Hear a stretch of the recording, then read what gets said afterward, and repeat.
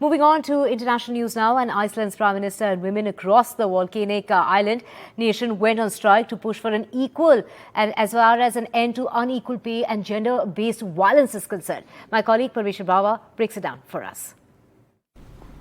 Tens of thousands of Icelandic women, including their Prime Minister, participated in the first full-day women's strike in nearly 50 years.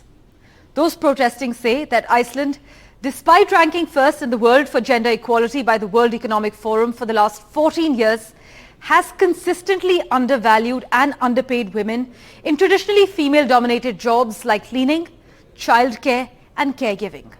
Now, the World Economic Forum puts Iceland's median wage gap between women and men at 21% in its latest report, though the OECD and others say the gap is closer to 10%, which is still wider than in other European countries like Belgium and Italy. Now, the Women's Day Off included both paid and unpaid work and protested the gender pay gap and gender-based violence in the Nordic island nation.